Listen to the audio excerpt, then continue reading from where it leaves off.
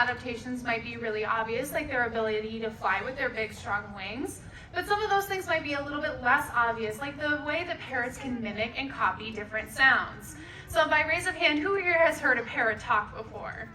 Many of us have, right? So that might sound like something that's just for fun, something that's just a little bit silly, but it actually does serve a really important purpose for parrots in their natural environments. So I'm going to go ahead and hand it over to Megan. She's going to introduce you to what mimicry is and why it's so important. And then you're going to hear, hopefully, fingers crossed, Sebastian's one and only infamous vocal at the end. All right, so we can actually get started with talking a little bit about human anatomy. So you all might be familiar with an organ that we have, which is called a larynx. And in there we have two vocal cords that rub together, and that is what provides us with the ability to talk. Parrots have a similar organ, but it's a little different, and it's called a syrinx. And in this organ, there's 4 vocal cords that rub together, which gives them the ability to mimic all of the sounds that they hear around them, including human speech. Excuse me. This is a really important adaptation because it allows parrots to communicate with their flock members, and they are not like songbirds, where songbirds' songs are hardwired into their head. And these guys are a little bit more similar to humans in the sense that they need to learn from their parents as they grow the certain sounds that they need to make.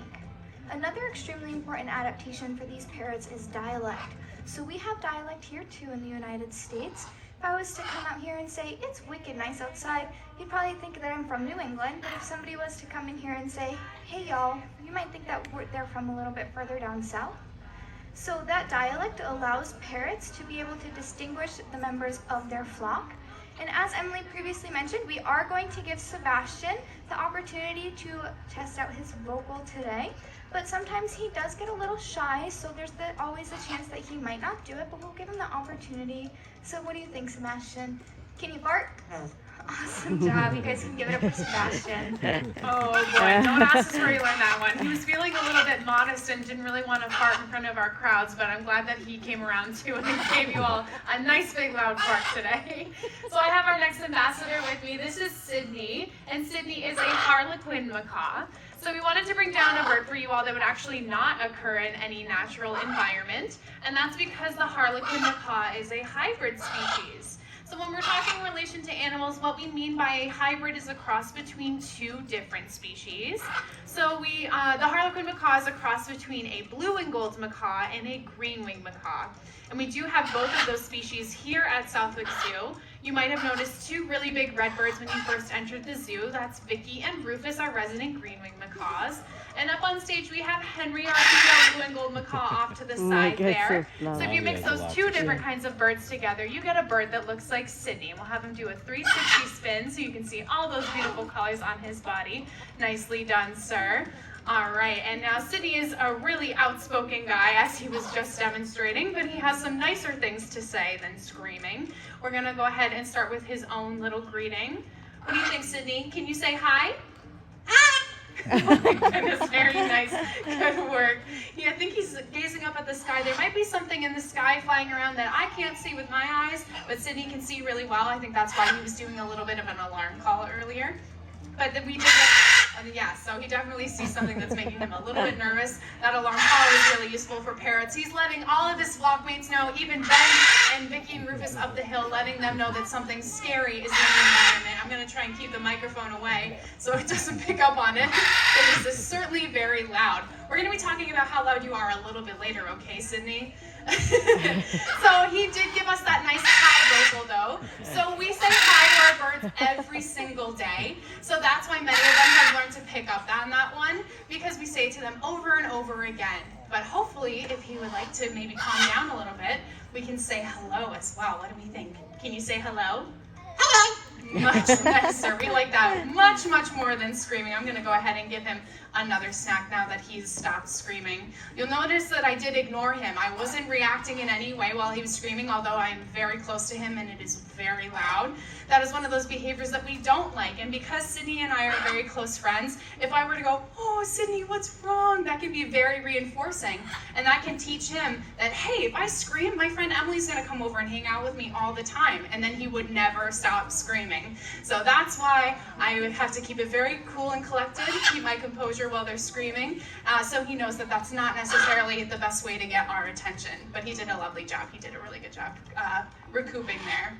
Anyway, so they not only mimic the sounds that we make, but they can mimic the sounds of other animals as well. So Sydney, what do you think? Are you a duck?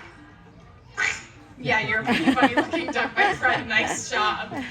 All right, so like I mentioned, hybrid species do not occur in any natural environment. So this is the product of breeding, typically by parrot breeders, for birds that are oftentimes intended to end up in people's homes as companions. Because it is very common nowadays for people to have birds even as large as macaws in their homes as pets. But obviously there are many, many reasons why they make very challenging pets to keep in your home. So again, as we were talking, they scream very, very loud. They can scream upwards of 120 decibels, which is like standing right in the front row at a concert. That's going to help them out with communicating with their flockmates over miles of territory. But as we all learned, it's really loud. Imagine that in your living room. That is not super fun all the time. Another reason why parrots make challenging pets is because they are very messy. So not only do they poop pretty frequently, but they're also going to be dropping approximately 50% of their diet onto the ground. And that is also very useful in the rainforest because they act as seed dispersers. They're going to be responsible for all kinds of plant growth coming up from the rainforest floor. But in your living room, it means you're probably going to have to crack out that vacuum every single day. And the last reason why parrots make challenging pets is not only are they very intelligent animals, but they're also very long-lived companions. So Sydney just celebrated his 29th hatch day last week. He is 29 years old and can live upwards of 60 years in human care. And he's also about as intelligent as a 2 to 3 year old child. So imagine having a toddler for 60 years of your life. That's what it's like having a parrot. It takes a lot of work to keep their minds and their beaks busy all day long. But Sydney here is a really smart guy. He wants to show off for you all just how smart he is. He is trained to count, and he does that by tapping his beak on this dish right here in order from 2 to 4. He doesn't always get it right, but we're going to see how he does this afternoon.